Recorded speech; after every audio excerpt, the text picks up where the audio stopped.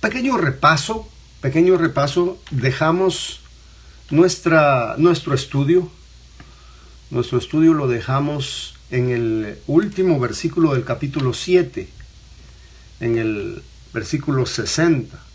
Puesto de rodillas, Esteban, el primer mártir de la iglesia, clamó a gran voz: Señor, no les tomes en cuenta este pecado, y habiendo dicho esto, durmió. Palabra dormir ahí, aunque sabemos que lo que pasó ahí es que se murió, pero es una palabra que se utiliza frecuentemente para designar la muerte de una persona que murió en Cristo, que murió con Dios, en paz con Dios. Muy bien, entonces después vamos a pasar al capítulo 8. En mi Biblia de aquí del programa Logos, se titula Saulo persigue a la iglesia. ¿Cuál es el título que tiene? Vamos a ver, escríbanme todos. ¿Cuál es el título que tiene el versículo 8 en sus Biblias? Puede cambiar porque ese título no es inspirado. Simplemente es una guía que las casas de publicaciones ponen ahí para que uno sepa de qué se trata, ¿no? Pero aquí dice Saulo persigue a la iglesia. Vamos a ver que hay varias secciones en ese capítulo y lo vamos a ir viendo poco a poco conforme pasamos.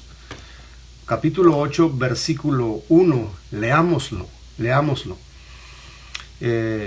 Y Saulo consentía en su muerte.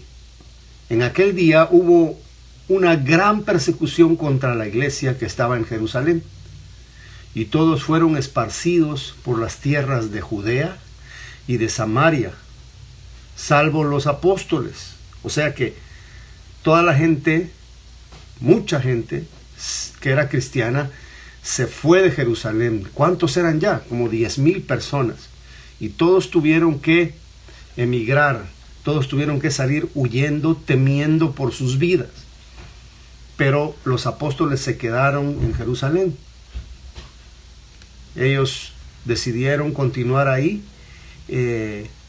Y hombres piadosos llevaron a enterrar a Esteban e hicieron gran llanto sobre él. Y Saulo asolaba la iglesia y entrando casa por casa arrastraba a hombres y a mujeres y los entregaba en la cárcel. Mire, son 3 versículos llenos de información, llenos de acontecimientos. No cabe duda que Lucas ahí está resumiendo bastante lo que sucedió. Lucas ya mencionó allá en el... vamos a ver... sí, estamos allá atrás en el 7. Hay una parte donde dice Pablo, Saulo era un joven que detenía las ropas de quienes estaban apedreando a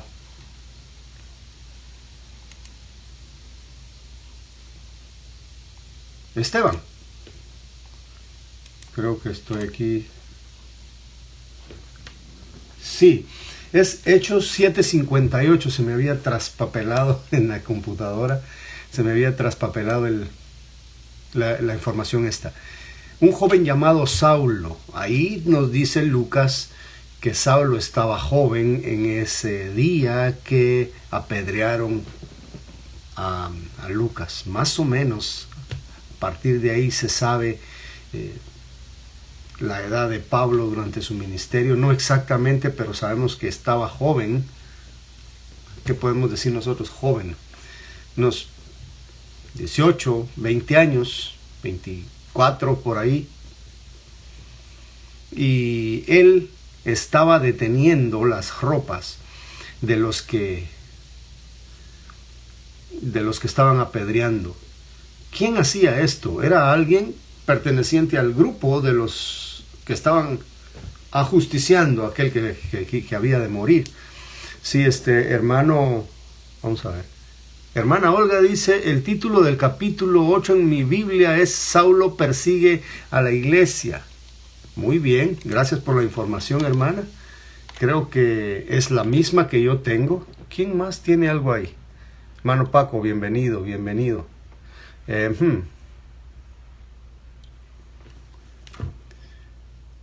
Ahí estamos. ¿Alguien tiene algo diferente? Apúntelo ahí, mándenoslo. Ahora, dice que este joven, Saulo, era partícipe de aquella ejecución. Por cierto, una ejecución a escondidas del gobierno romano. Ellos decidieron darle muerte sin consultar a Roma. No fueron con Pilato.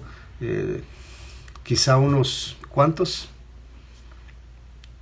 8 meses, quién sabe, menos de un año habían estado allá pidiendo que crucificaran a Jesús, y ahora estaban matando con sus propias manos, extrajudicialmente, ilegalmente, a un siervo de Jesucristo, a Esteban. Saulo estaba de acuerdo con eso. Miren ustedes, la semana antepasada estuvimos hablando de el odio que lleva al asesinato. Aquí podemos ver personas matando cristianos en nombre de Dios. Esto no cabe en nuestra cabeza, ¿verdad? Esto no cabe en nuestra cabeza, de que una persona pueda llegar a apedrear a otro solo porque, ni siquiera porque está diciendo mentiras, ni siquiera porque está blasfemando. Ellos dijeron que eran blasfemias, pero en realidad Esteban sacó lo que la Biblia dice. Y es muy evidente que estas personas estaban con los oídos cerrados, los ojos cerrados, no querían escuchar las razones, como ciertas personas que a veces van y lo que quieren es atacar, o lo que quieren es demostrar que conocen mucho, o quieren llamar la atención y ser el centro del show, y llegan y comienzan a contradecir y a ponerse en contra de lo que alguien ha dicho, y no les importa si ellos dijeron la verdad o no, les importa salir ganando. Pero bueno, aquí tenemos a Saulo a favor de la muerte de Esteban. Saulo era corrupto en ese tiempo, no estaba actuando conforme Dios quería, y ahí estaba, Saulo consentía en su muerte. ¿Quién era Saulo de Tarso? Yo creo que vamos a hablar más de él cuando nos toque verlo allá camino a Damasco, que ya faltan algunos días más para que vayamos por ahí. En ese día que vayamos a Damasco con Pablo, vamos a hablar más de él. Ahorita solo lo vamos a mencionar. Saulo era un fariseo, Saulo era celoso de la palabra de Dios, dice, pero estaba totalmente engañado y corrupto de corazón. Ahora dice, en aquel día hubo una gran persecución contra la iglesia que estaba en Jerusalén. A partir de ese suceso de Esteban, todos los cristianos de Jerusalén, acuérdense que todos estaban concentrados en Jerusalén, ahí estaba la iglesia, no habían creyentes todavía ni siquiera en Samaria, quizá no habían creyentes todavía en las afueras de Jerusalén, no lo sabemos, quizá eran algunos pocos, pero los creyentes estaban dentro de Jerusalén, obedeciendo las órdenes de Jesús, ¿verdad? Quédense en Jerusalén hasta que hayan recibido el Espíritu Santo. Entonces, reciben el Espíritu Santo y el Espíritu Santo comienza a hacer obras maravillosas en Jerusalén, y los hermanos, aunque habían recibido, en capítulos anteriores, ellos habían recibido persecución contra los apóstoles, ellos estaban todavía en Jerusalén. Y dice que muchos de los sacerdotes creyeron y la iglesia estaba creciendo. Por eso es que yo les digo que probablemente eran hasta 10,000 personas ya para este tiempo. Quizá menos, quizá más. Y bueno, pero ahorita lo que sucedió es de que Esteban, uno de los 7 llamados diáconos, es apresado, es juzgado y es ejecutado el mismo día. Ahora las cosas estaban en contra de toda la iglesia y comenzó a haber una persecución bien tremenda. Ya los fariseos, los saduceos, todos los religiosos corruptos de aquella época estaban enardecidos en contra de los cristianos y no les importaba lo que Roma fuera a decir. Quizá ellos comenzaron a tomar su propia justicia en sus propias manos y comenzaron a perseguir. ¿Y los cristianos qué hicieron? Todos fueron esparcidos por las tierras de Judea. Ahora yo quiero que vayan conmigo. Vámonos a Hechos capítulo 1. Hechos capítulo 1. Porque aquí hay algo importante que recordar. Hechos capítulo 1. Vamos a ir aquí a la sección donde dice la ascensión. Versículo 7, no os toca a vosotros saber los tiempos y las sazones. Ok, vamos al número 8. Pero recibiréis poder cuando haya venido sobre vosotros el Espíritu Santo. Jesús ahí está prometiendo, está profetizando, ¿verdad? Y luego, ¿qué dice? Y me seréis testigos en Jerusalén. Ya se había cumplido esa parte de lo que Jesús les había anticipado. Ya habían sido testigos en Jerusalén. En toda Judea. ¿Se acuerdan lo que acabamos de leer en el 8? Se esparcieron por toda Judea. Y después vamos a ver Samaria y hasta lo último de la tierra. Hermanos, es tremendo. A veces es doloroso, pero así es como ha sucedido. Dios usa sus propios medios. Dios aprovecha la adversidad también para esparcir su reino, para agrandar, para realizar su obra, para alcanzar a sus escogidos. Dice el capítulo 8, vamos otra vez al versículo 2. Al final del 1, y todos fueron esparcidos por las tierras de Judea y de Samaria. ¿Ven cómo se está cumpliendo lo que Jesús dijo en el orden que Jesús dijo? Y me seréis testigos en Jerusalén, Jerusalén, Judea, Samaria y hasta lo último de la tierra.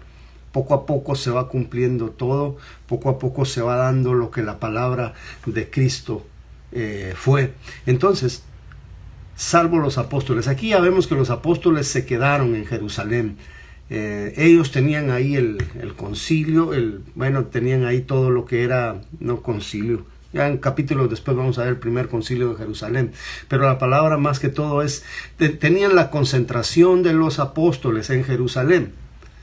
Y ya que vimos que la gente comenzó a huir, comenzaron a agarrar sus poquitos trapos que tenían, metieron lo que se pudo en sus maletas, tanates decimos en nuestro país, y se llevaron sus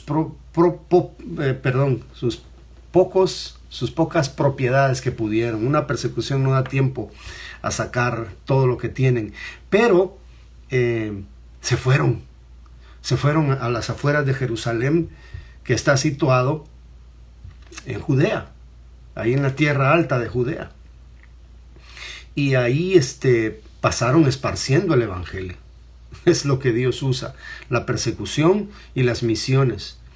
Y Dios usa muchas cosas. ¿Se acuerdan ustedes cuando a José lo venden sus hermanos? Luego pasa un tiempo y los hermanos de José se olvidan de él y José comienza a ser bendecido por Dios en Egipto. Luego él se encuentra con ellos. Dios manda a sus hermanos a pedir provisiones a Egipto y él los mira y dice, estos tipos son conocidos, son mis hermanos. Y lo que José les dice a ellos es, ustedes procuraron el mal para mí, pero Dios lo encaminó para bien.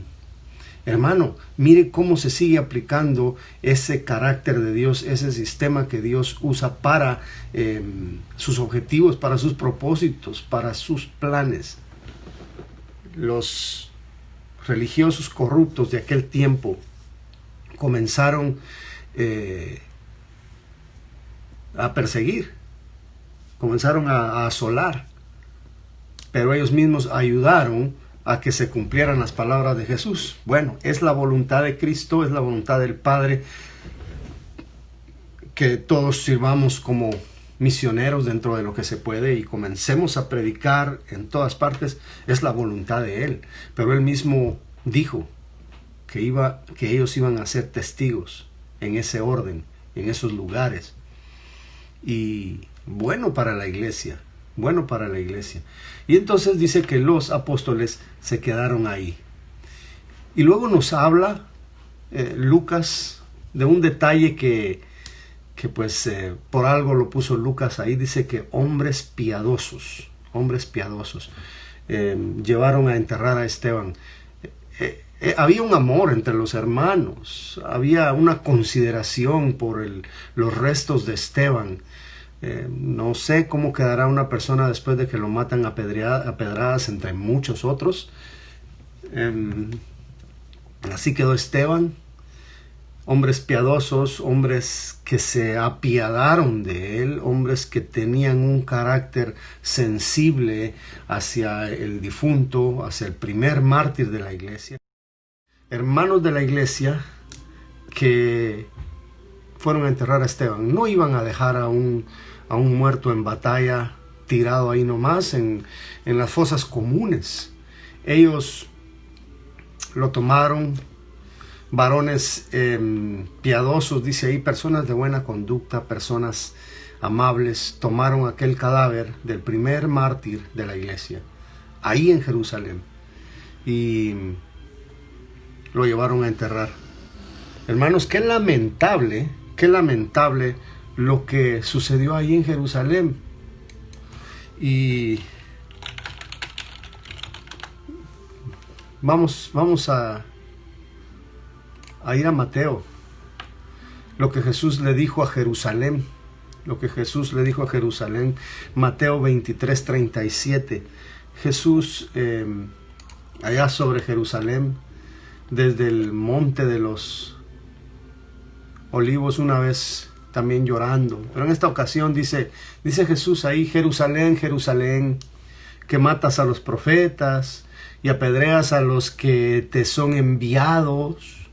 ¿Cuántas veces quise juntar a tus hijos como la gallina junta a sus polluelos debajo de sus alas, y no quisiste? He aquí vuestra casa os es dejada desierta, porque os digo que desde ahora no me veréis hasta que digáis: bendito el que viene en el nombre del Señor. Este era Jesús el que les estaba anticipando a estos hermanos que Jerusalén iba a ser destruida otra vez, y que esa gran construcción de la cual ellos estaban orgullosísimos, tenían un gran orgullo religioso por esa gran construcción. Jesús les dice: esto va a ser derribado. ¿Por qué razón? Porque no entendieron el día de su visitación, porque no quisieron entender cuando Dios les mandó, no solo a sus profetas, no solo a sus apóstoles, sino a su Hijo Cristo. Dice otra parte en los evangelios, Lucas 19:44, dice: cuando llegó cerca de la ciudad a verla, esta es la ocasión en que llora desde allá arriba del monte de los olivos, diciendo: oh, si tú también conocieres al menos en este día lo que es para tu paz, mas ahora te está encubierto a tus ojos. Porque vendrán días sobre ti cuando tus enemigos te rodearán con vallado, y te sitiarán, y por todas partes te estrecharán, y te derribarán, y a tus hijos dentro de ti, y no dejarán en ti piedra sobre piedra, por cuanto no conociste el tiempo de tu visitación. Está Jesús diciendo lo que esta generación iba a pagar por haber rechazado el mensaje que Dios les mandaba a través de sus profetas y apóstoles.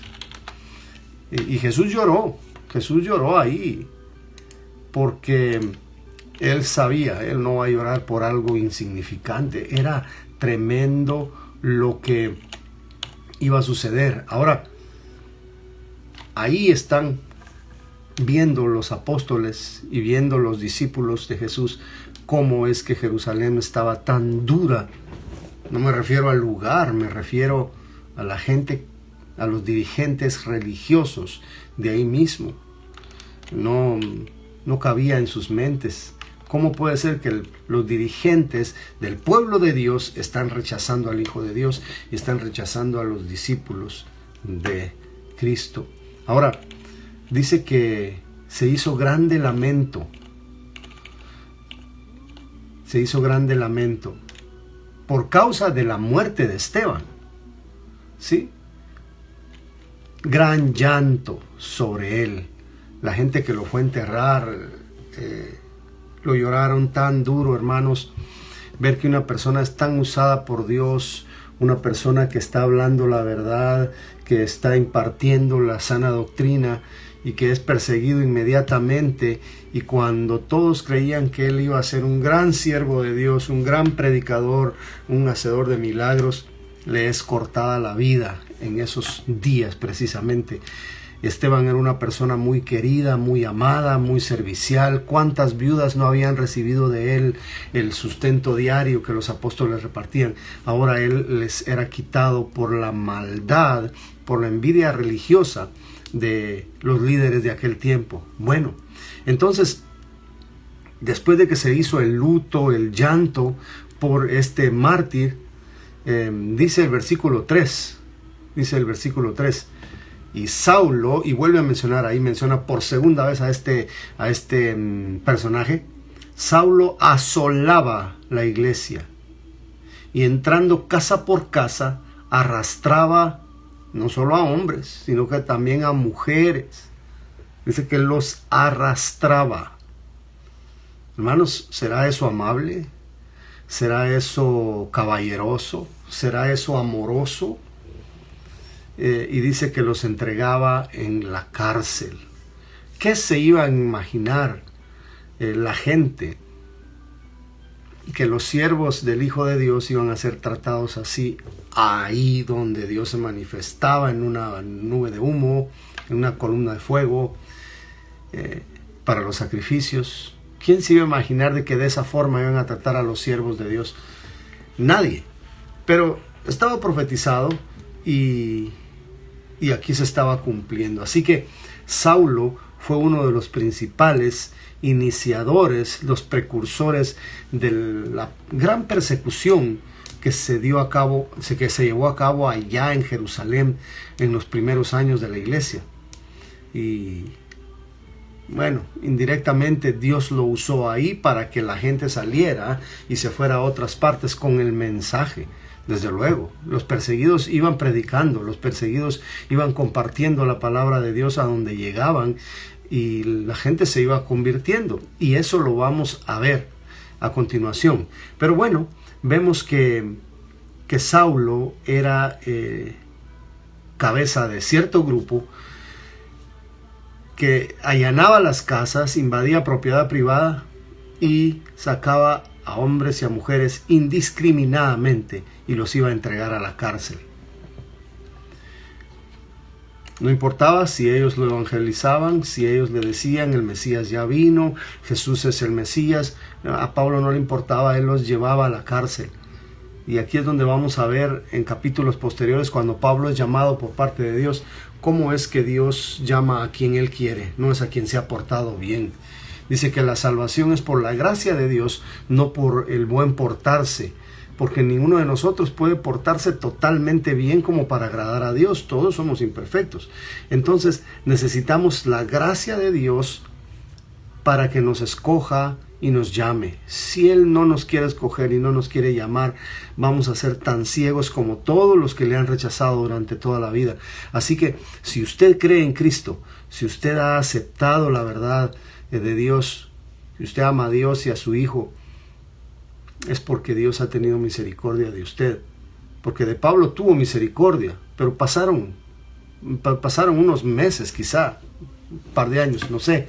Pero bueno, De repente vamos a hablar de Pablo ya y vamos a hacer una cronología de su vida y ahí vamos a sacar los años. Por cierto, hace unos 3 años estábamos viendo el libro de los Hechos en otra iglesia, estábamos estudiando ahí y sacamos algo de la biografía de Pablo, más o menos cuántos años después él iba haciendo cada cosa, en qué año. Y va a estar interesante. Probablemente les traiga algún marco, algún cuadro con fechas y todo eso. Va a ser excelente. Ahora, vamos a pasar a la segunda sección de este capítulo. Versículo 4. Dice, pero los que fueron esparcidos iban por todas partes anunciando el evangelio. Y es que era bien difícil no hablar de esto. Era bien difícil quedarse callado. ¿Por qué? Porque va usted con sus maletas, con sus tanates, ahí con sus bolsas llenas de cosas, pidiendo posada, pidiendo que le dejen pasar la noche o que le den un refugio por un momento. Y le preguntan, ¿qué te pasó? ¿Por qué? No es que nos están persiguiendo. Y entonces era la oportunidad para comenzar a explicarles a las personas por qué. ¿Qué es lo que había sucedido? Ya había venido Jesús, que él ya había predicado, que lo habían juzgado y que lo habían condenado injustamente, que lo habían matado, que había resucitado y todo lo que había venido pasando. Entonces ahí estaba incluido el evangelio. Y dice, por todas partes anunciando el evangelio. ¡Qué bueno! Todos los hipócritas religiosos que habían perseguido a la iglesia estaban procurando el mal en contra de la iglesia, pero Dios lo encaminó a bien, porque esto estaba redundando en la salvación de otros. Versículo 5, entonces Felipe, aquí se menciona a Felipe. A Felipe ya lo habíamos escuchado antes. No se trata de Felipe el apóstol, el que fue llamado, el que invitó a Natanael. No fue Felipe el que vivía allá en Betsaida, en la misma aldea de Pedro y de Andrés. No fue ese Felipe que le preguntó a Jesús, ¿cómo les vamos a dar de comer a esta multitud si solo tenemos 2 panes? Y si tenemos solo 5 panes y tantos pececillos, eran 5. Ahora, ¿qué hacemos? Perdón, 5 panes y 3 pececillos. ¿Qué hacemos? No van a alcanzar 200 denarios. Ese era Felipe. Felipe que le pregunta a Jesús, muéstranos al Padre. Ese era Felipe el apóstol. Yo consulté 3 comentaristas famosos. Consulté a William MacDonald, consulté a Matthew Henry y a John MacArthur. Los 3 coinciden de que este era el segundo Felipe que aparece y ese es uno de los 7 diáconos. Ok, era uno de los 7 diáconos. Este que está aquí predicando. Dice que Felipe, descendiendo a la ciudad de Samaria. ¿Por qué dice descendiendo? Porque lo único que puedes hacer después de estar, cuando sales de Jerusalén, cuando sales de Judea, lo único que puedes hacer es descender, porque Judea está en una parte alta, la latitud es alta. Entonces, descendiendo, ¿a dónde? A Samaria. Les predicaba a Cristo. ¿Se recuerdan? Me seréis testigos. Jerusalén ya estaba. En Judea ya está en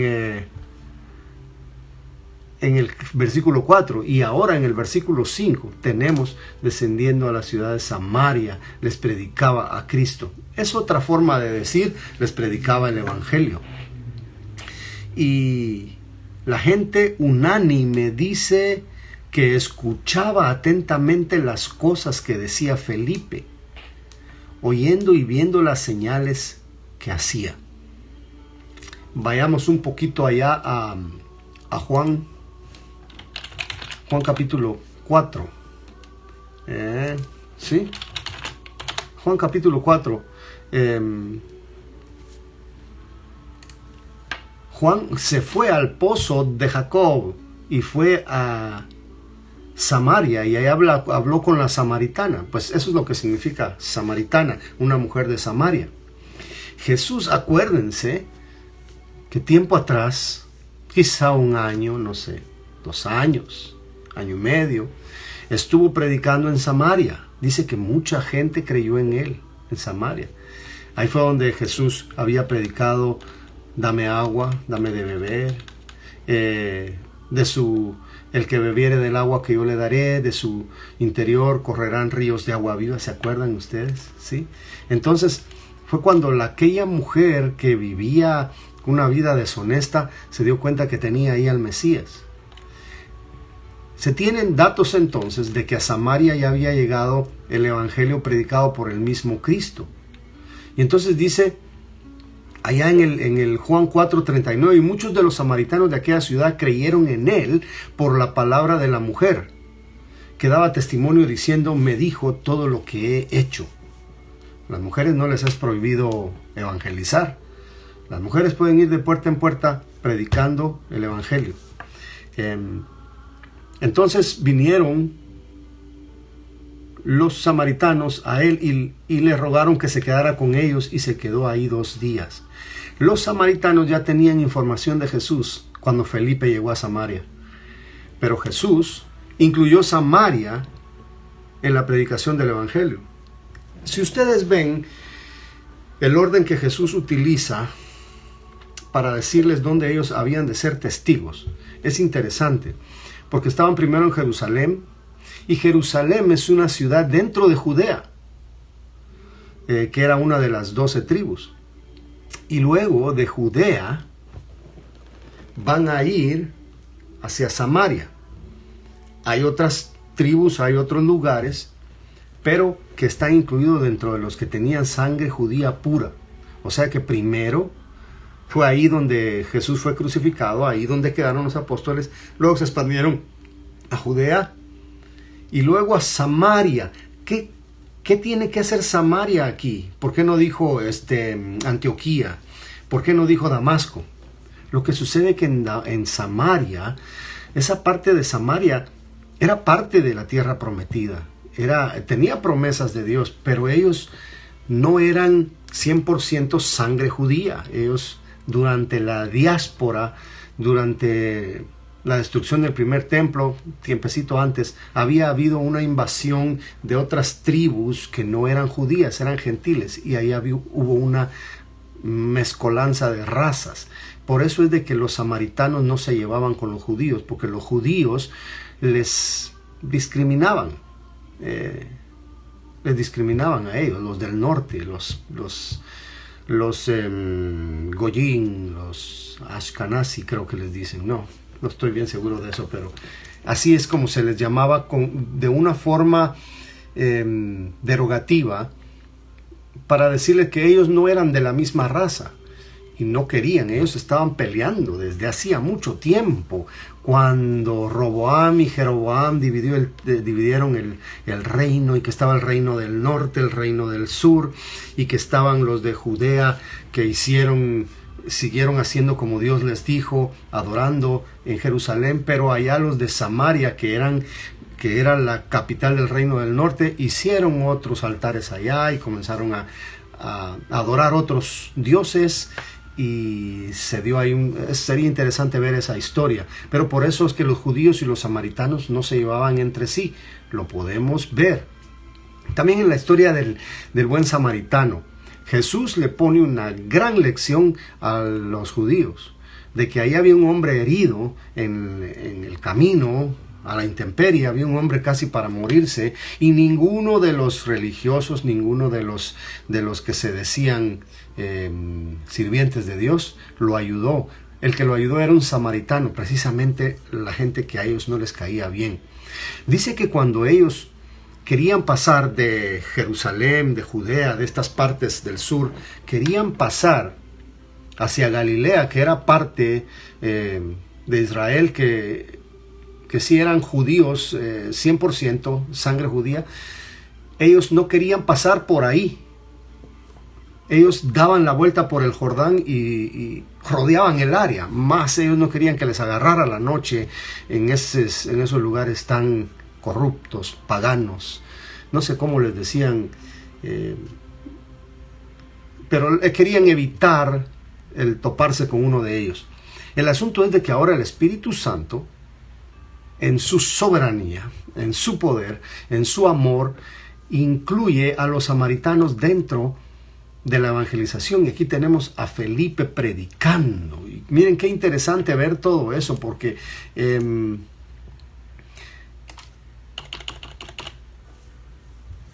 cuando Jesús vino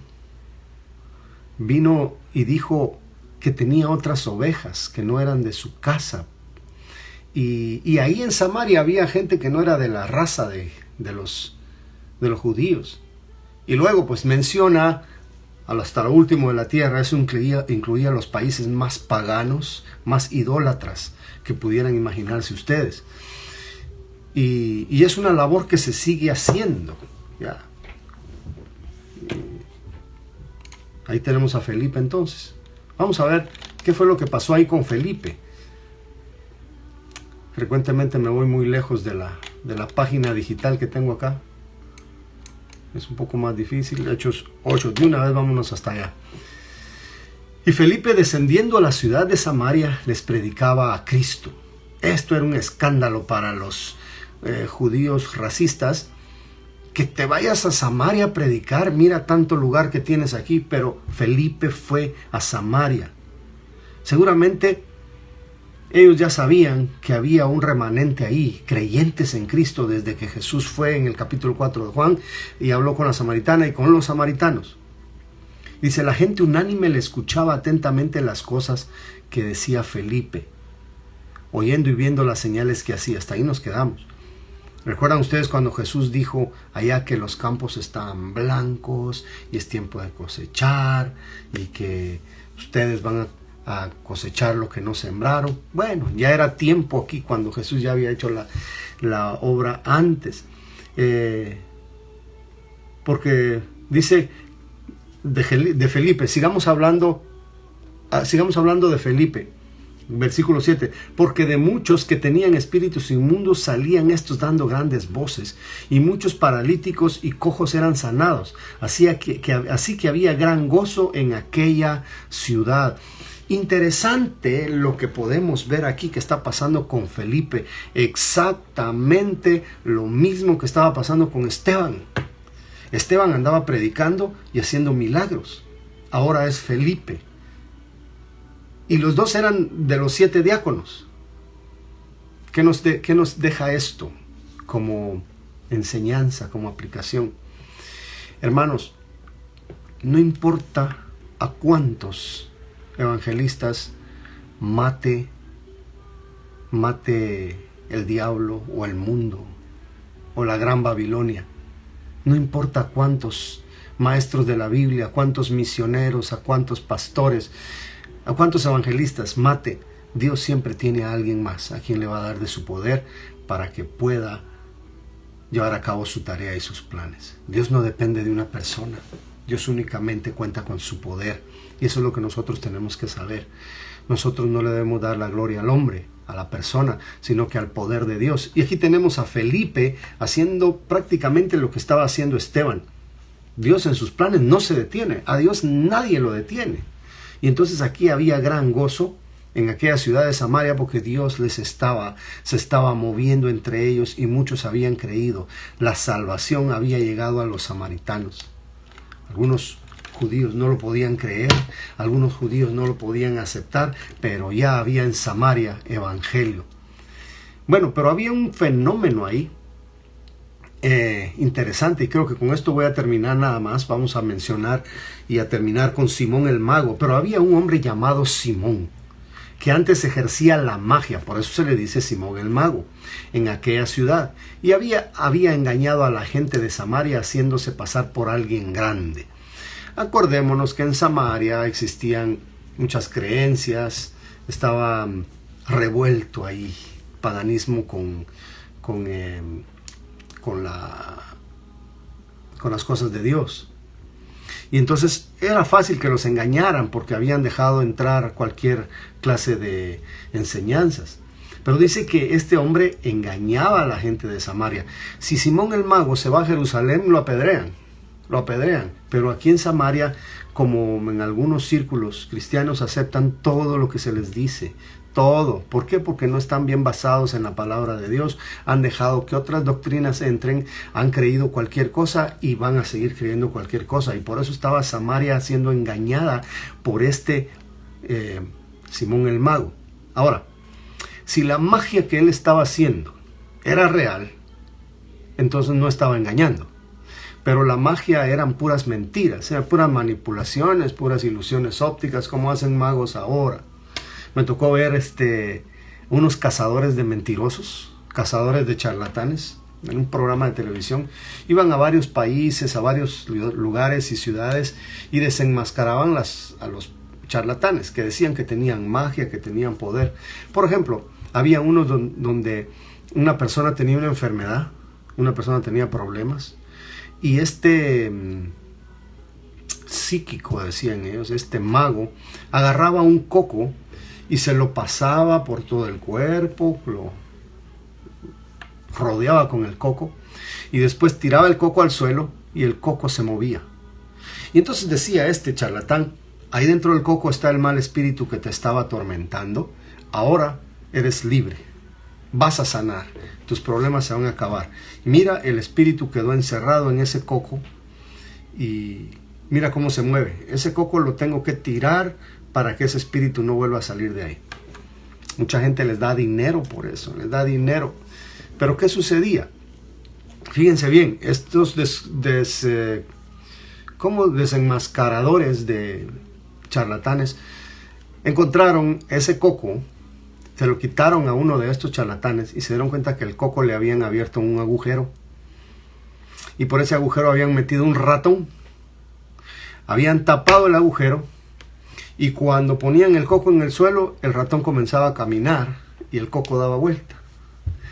Entonces, ahí dicen, son charlatanes, no existen tal cosas. Me imagino que el Simón el Mago era de lo mismo. Ahora, vamos a ver el contraste entre la verdad de las sanaciones y los milagros de Felipe. Felipe, que traía una sana doctrina, Felipe que era poderoso como Esteban en palabra, y entonces de ahí sí sacaba espíritus inmundos, ahí sí sanaba paralíticos, sanaba cojos y eran sanados realmente. Pero este hombre llamado Simón, que antes ejercía la magia en aquella ciudad y había engañado a la gente de Samaria haciéndose pasar por alguien grande, o sea que le creían.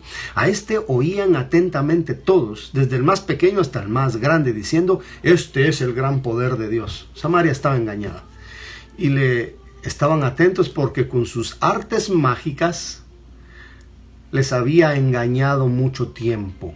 Artes mágicas falsas, por supuesto, porque si no la Biblia no dijera que eran engaños. Pero cuando creyeron a Felipe, se le fue el negocio, ¿verdad? A Simón el Mago, que anunciaba el evangelio del reino de Dios y en el nombre de Jesucristo se bautizaban hombres y mujeres. Fíjese que qué importante que es el evangelio del reino de Dios lo que Felipe está predicando. No está predicando otras cosas. Y dice que hombres y mujeres se bautizaban, bautismo en agua. También creyó el Simón mismo. Simón creyó. Simón dijo: bueno, hay milagros, hay señales.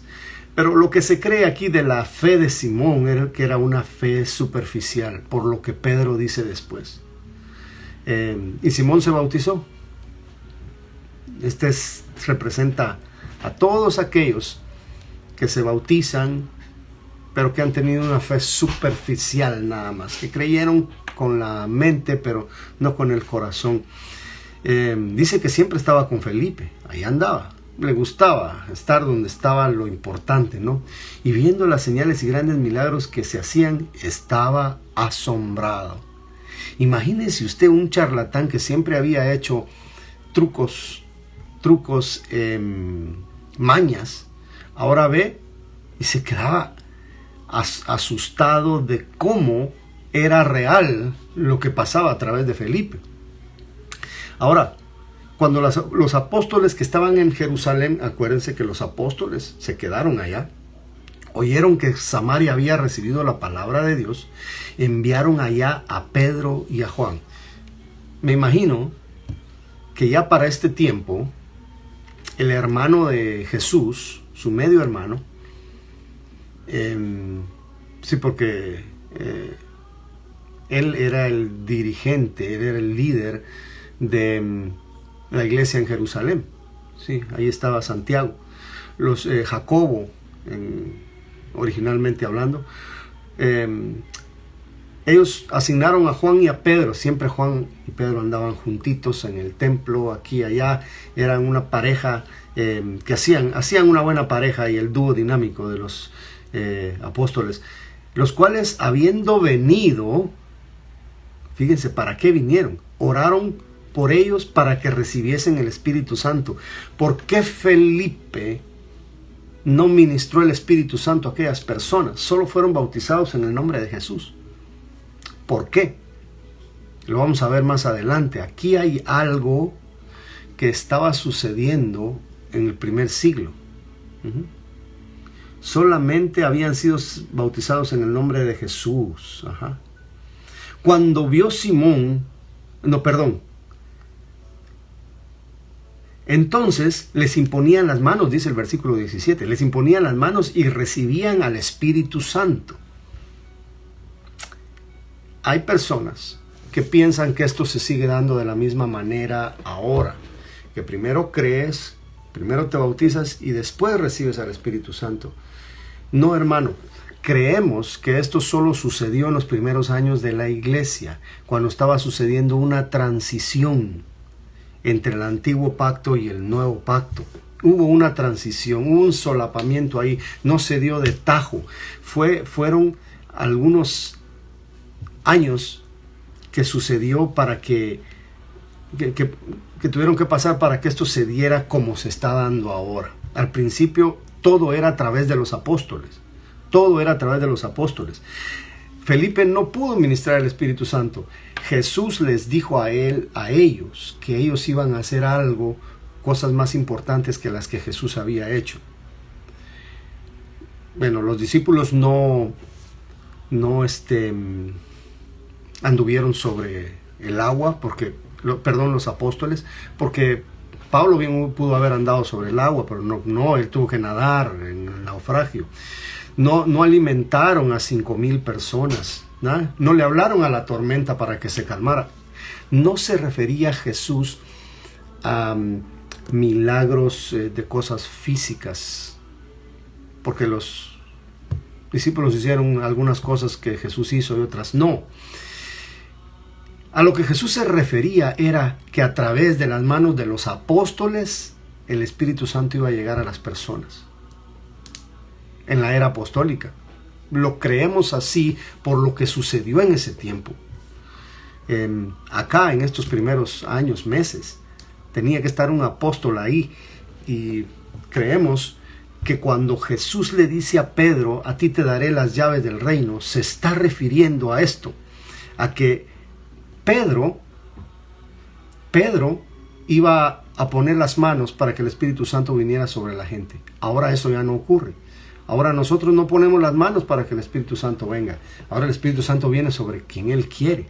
Bueno, cuando vio Simón, fíjense que aquí lo sigue diciendo y menciona ciertas cosas. Cuando vio Simón que por la imposición de las manos de los apóstoles se daba el Espíritu Santo. ¿Cómo se daba el Espíritu Santo en ese tiempo? Por la imposición de las manos de los apóstoles. Voy a hacer la repetición de la pregunta. ¿Cómo se daba el Espíritu Santo en aquellos tiempos? Por la imposición de manos de los apóstoles. Entonces vino Simón el mago y les ofreció dinero. Miren, era tan poco tiempo el que Simón había estado expuesto a la palabra de Dios por parte de Felipe, que no comprendía muchas cosas, no comprendía. Muchos venimos al Evangelio así. Pasan algunos meses, años, y sin que nosotros podamos entender ni siquiera el principio de las cosas. Pero aquí estaba Simón bien equivocado, y Simón, que tenía dinero porque de plano estafando gente, le dice a los apóstoles, mira, te doy dinero y dame de eso, dame de eso. ¿Qué le dijo Pedro? ¿Qué le dijo Pedro? Pedro le dijo, tu dinero perezca contigo. Ajá. Porque has pensado que el don de Dios se obtiene con dinero. O sea, tú no puedes ser apóstol pagando. Tú no puedes ser apóstol porque tú quieres. Tú no puedes ser apóstol porque a alguien más se le ocurrió. Jesús te llamó para ser apóstol. Solo llamó a 12. Llamó a 12. Hasta el momento habían 12 ahí.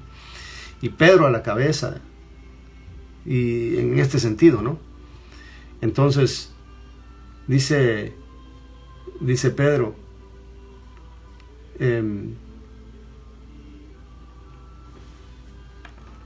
me perdí.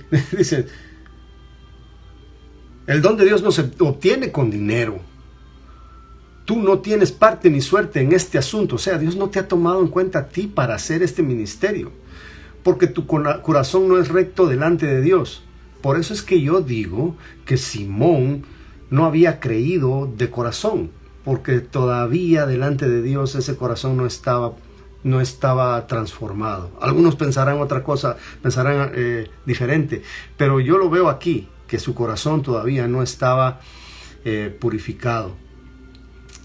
El versículo 22 dice, arrepiéntete pues de esta tu maldad. Aunque Pedro le había dicho, tu dinero perezca contigo, también le dijo, arrepiéntete. Le estaba dando la opción. Y ruega a Dios si quizá te sea perdonado el pensamiento de tu corazón. Ya Pedro había proferido palabras a través del Espíritu, del Espíritu Santo había proferido palabras en contra de Ananías y Zafira y se habían muerto. Y aquí le está diciendo, tu dinero perezca contigo a Simón. Eran palabras pesadas de parte de Pedro. Tenía una gran autoridad. Pero Pedro aquí le está dando la opción, fíjense. Le están dando la opción. Perdonen, ya estoy un poco tarde. Entonces, porque en hiel de amargura y en prisión de maldad veo que estás. Sí, vivía todavía una vida tenía muerte espiritual. Simón. ¿Qué fue lo que respondió Simón? Rogad vosotros por mí al Señor. ¿Cómo entendió aquí Simón? ¿Verdad? Ustedes tienen la autoridad, ustedes tienen. Por favor, ayúdenme, oren por mí, para que nada de esto que habéis dicho venga sobre mí. ¿Se arrepintió ahí Simón? Esperamos que sí. No dice si su arrepentimiento fue verdadero o si fue falso, si se murió o no se murió. No dice nada. Pero esperamos que Simón ahí se haya recibido un verdadero arrepentimiento, que se le haya concedido perdón por arrepentimiento genuino. Versículo 25. Y ellos, habiendo testificado y hablando la palabra de Dios, se volvieron a Jerusalén, los apóstoles. Y en muchas poblaciones de los samaritanos anunciaron el evangelio también. Ellos aprovecharon por donde fueron, ida y vuelta, pero tenían que predicar. Era su deber, era su devoción, era su placer, su obligación como creyentes para ellos. Y lo sigue siendo para nosotros. Hermano, anímese. Hable del Señor Jesús, hable de su poder, hable de su amor, hable de su segunda venida, hable de arrepentimiento. Trate de convencer a la gente para que ellos busquen al Señor, así como hicieron los apóstoles. Ellos nos legaron a nosotros ese trabajo que ya por 2000 años y un poco más, todos tenemos a nuestro cargo. La iglesia de hoy es la llamada a predicar. La iglesia de la antigüedad, la iglesia primitiva, por decirlo así, hizo su trabajo. Los padres de la iglesia hicieron su trabajo. Todos los demás hicieron su trabajo. Todos sufrieron bajas. Todos tuvieron persecución, algunos más que otros. ¿Por qué nosotros no nos volcamos también a esa actividad hablando del evangelio de Cristo a todo el que se nos cruza por el camino? Bueno, hoy vimos entonces cómo Dios permite que la persecución venga para que sus planes se lleven a cabo. Hermano, en las iglesias puede ocurrir persecución, pero Dios lo encamina a bien. Así que si hay persecución, no preguntemos por qué. Pensemos para qué y cuál es nuestro papel hoy, como esta generación, en este año, en esta temporada. como evangelistas, como sembradores de la palabra de Dios. Ore conmigo. Gracias.